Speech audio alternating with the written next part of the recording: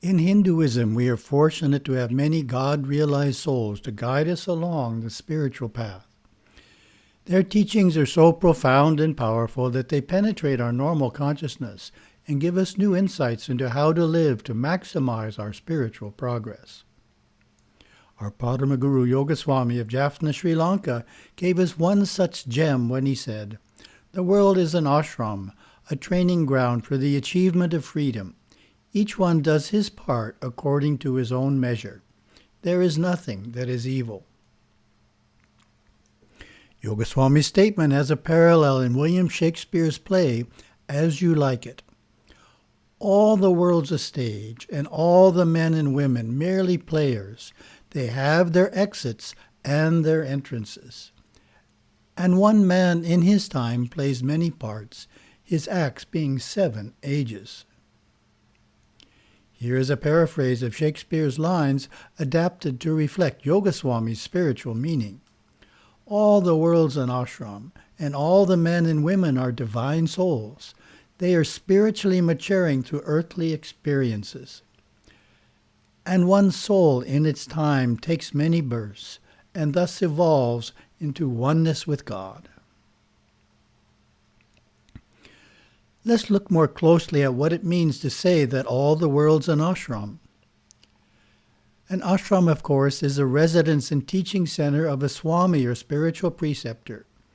It is a place we go to learn about our religion and make spiritual progress. When we go out the door of our home to go to work, school, or elsewhere, do we have in mind that we are going to an ashram, that our actions during the day in the office, factory, hospital, classroom, or elsewhere will help us evolve spiritually and bring us closer to moksha?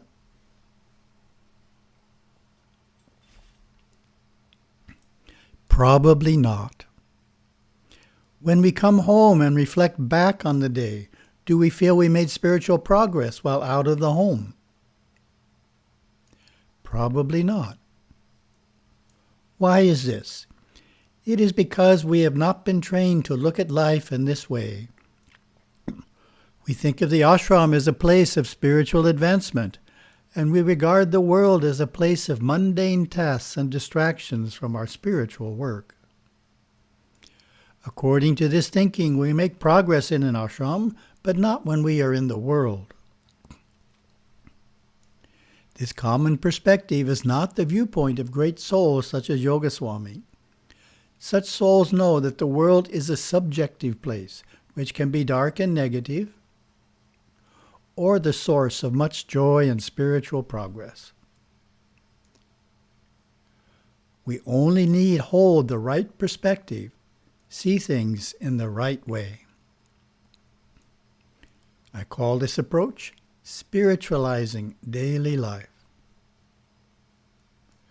Let's bring this concept down to earth by dividing the occasions for spiritual progress when out in the world into 2 categories: facing life's challenges, finding opportunities to serve. Think of them as 2 paths leading you towards spiritual maturity. First, let's take a few minutes to explore how we face life's challenges. You know from experience that life is going to come at you, whether you want it to or not. Joyful, easy times, difficult times, happy days and sad, it is all coming. It is all there, in your karma. It can't help but come, so you don't have to go looking for it. You don't have to go try and do something different. You can't avoid it. You can't hide from it. Life's challenges will come to us. What is going to happen is going to happen.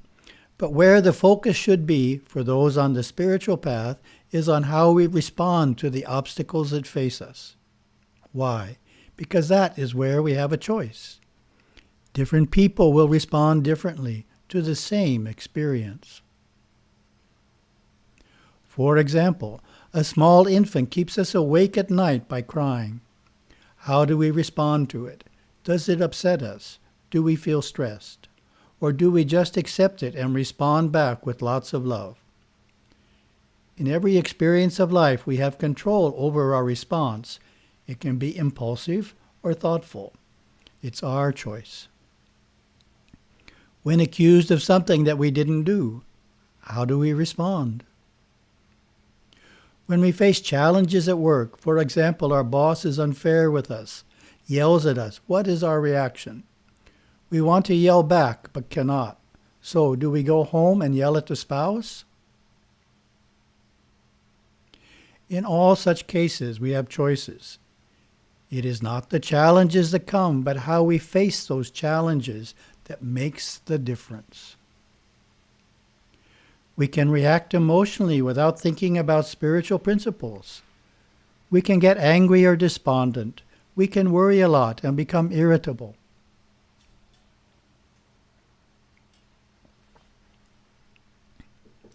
Or we can decide to control any emotional reactions that we might have. We can choose to live without anger. We can choose to cultivate patience. We can choose to be kinder to other people, to be more generous. That is what makes us spiritually stronger. As we curb our instinctive nature, our soul nature shines forth. In other words, if we get angry now and then, let us try and eliminate anger altogether. If we get impatient with people who seem to explain things at great lengths when they could be explained in a short way, let's learn how not to get impatient. Let us learn to accept that verbosity is their nature. Here is the list of 6 common challenges we face in life that provide us with good opportunities for spiritual progress if we respond in a wise manner with self-control. The first common challenge is mistreatment by others. Life provides us a steady stream of experiences in which we are mistreated by others. Rather than retaliate or hold resentment, we can forgive and respond with kindness. The second common challenge is our own mistakes. When we make a major error, we have a choice to wallow in self-doubt and self-deprecation, or to figure out how to not repeat the mistake.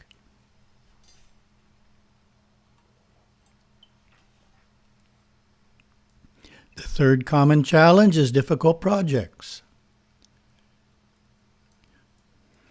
When faced with tasks that stretch our abilities, we can do the minimal just to get by, or be inspired to do our best by looking at them as opportunities to improve our concentration, willpower, and steadfastness, all of which will enhance our meditation abilities and inner striving.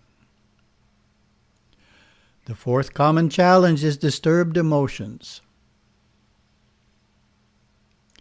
When we get upset by life's experiences, we have a choice to suffer the emotional upheaval or to strive to pull ourselves out of it as quickly as possible. The fifth common challenge is interpersonal conflicts. When serious disagreements, quarrels, or arguments occur, we have a choice to hold a grudge and perhaps even shun the person, or to resolve the matter and keep the relationship harmonious. The sixth common challenge is gossip and backbiting. When those around us indulge in gossip, rumors, scandals, and backbiting, we have a choice to join in or to not participate, and even among those close to us, make it clear that we do not approve.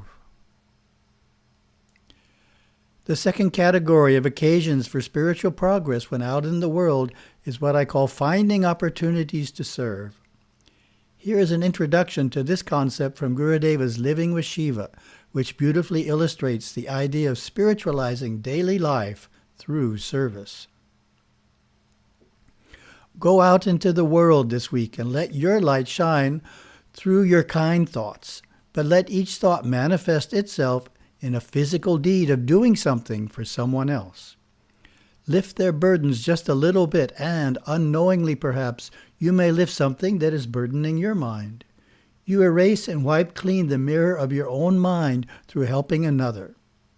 We call this karma yoga. the deep practice of unwinding through service the selfish, self-centered, egotistical vasanas of the lower nature that have been generated for many, many lives and which bind the soul in darkness.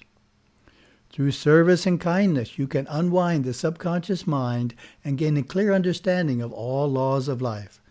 Your soul will shine forth. You will be that peace.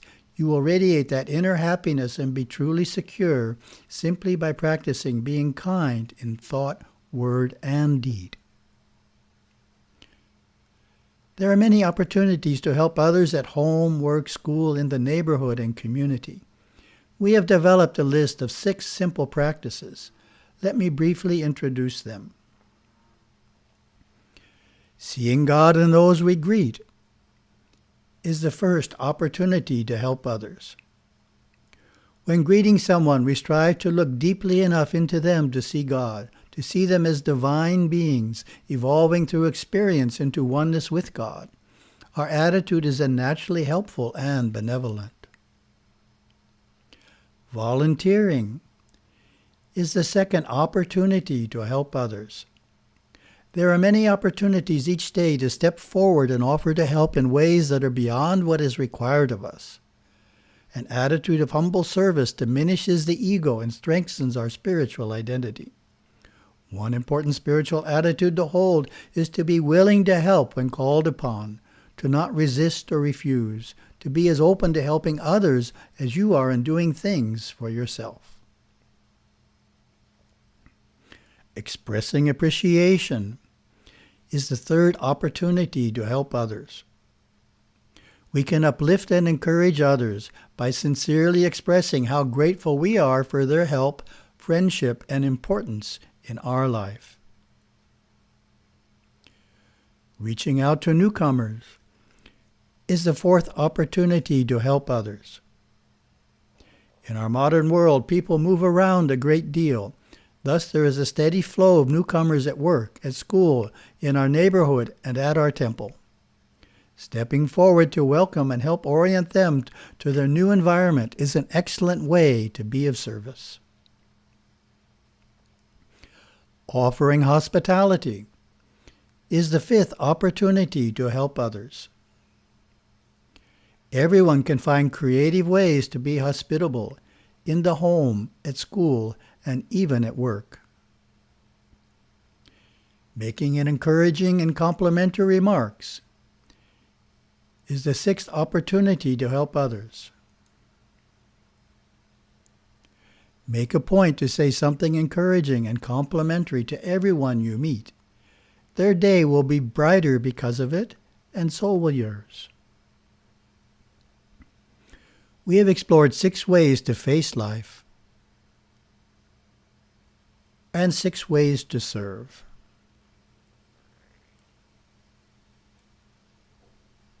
Clearly, having a great day needs to mean more than getting a bonus at work or an A on a school test. It should include the spiritual progress you made that day through effectively facing life's challenges and the ways in which you helped and uplifted others. Our list of 12 practices is a good beginning, but hopefully you will keep expanding it as additional insights come from your striving to maximize the spiritual progress you can make from the experiences and opportunities each day brings. Also, parents can teach children to consciously strive for spiritual progress each day at school by facing life's challenges and finding opportunities to serve.